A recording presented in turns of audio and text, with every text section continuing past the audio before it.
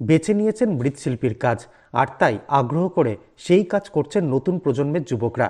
আর তাতেই খুশি জলপাইগুড়ি শহরের কয়েকজন প্রসিদ্ধ মৃৎশিল্পী।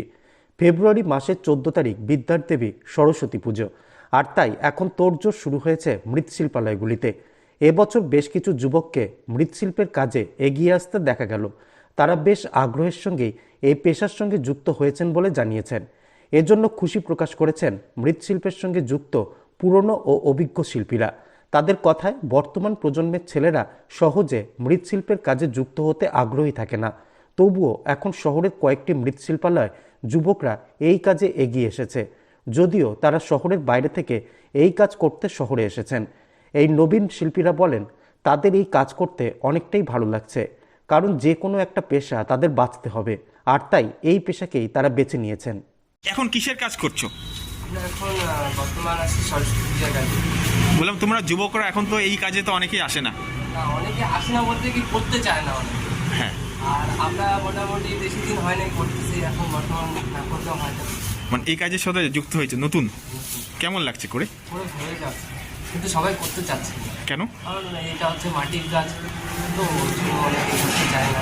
পড়াশোনা কতদূর করেছো? পড়াশোনা আমি সেকেন্ড ইয়ার করে পারি। এই ধরনের কাজে এখন ভালো লাগে, উৎসাহ লাগে? এখন ছেলেদের মধ্যে থেকে কোনো না কোনো কাজ তো বাইছে নিতে হবে, কারণ আমি এটাই বাইছে নিতে ভালো লাগে। মানে এই শিল্পী হতে গেলে অনেক কিছু করতে হবে, পরিশ্রম করতে হয়, কিন্তু আমার এটা খুবই। কত বছর থেকে করছো? আমি মোটামুটি 5 বছর থেকে। 5 বছর। এই যে এই কাজ করার ফলে অন্য অন্য অনেক কাজ ছিল, কেন করলি না? আমার মানে ছোটো থেকে ইচ্ছা ছিল আমি একটা মাটির কাজের শিল্পী হবো বলে আমার ইচ্ছা ছিল, সেটা আমি করতেছি। আর আশা করি আরও করবো, ভালো হবে। বাড়ি কোথায়? বাড়ি হলদিবাড়ি থেকে এখানে এসে করো? যা টাকা হয় হয়ে যায়? সব সময় কাজ থাকে? হ্যাঁ, আমি ওদিকে তো মোটামুটি 4 বছর কাজ করি, এখন বাইরেও আসছি দাদার সঙ্গে। আপনারা তো মৃৎশিল্পের কাজ করছেন, মাটির এই কাজ ভালো লাগে করে? আরও না লাগে তো আমাদের আর উপায় নেই, করতে হচ্ছে। কারণ আজকে 15-20 বছর থেকে এই কাজের মধ্যে যুক্ত আছি, এই কারণে এই কাজ এখন করতে হচ্ছে।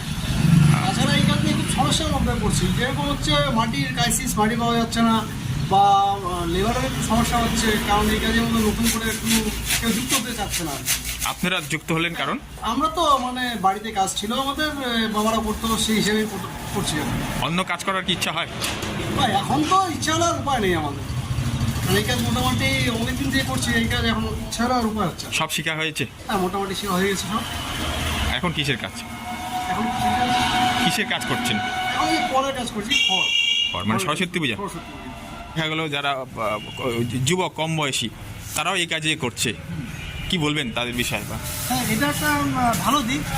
জেনারেলি কী হয়, আমাদের এই প্রফেশনের মধ্যে যারা নতুন ছেলে পেলে তারা এই কাজের মধ্যে সচরাচর ইনভলভ হতে চায় না, কারণ এই কাজের বরাবরই আমি বলে আসছি যে পরিশ্রমের সঙ্গে পারিশ্রমিকের যে সামঞ্জস্য সেটা এই প্রফেশনে নেই।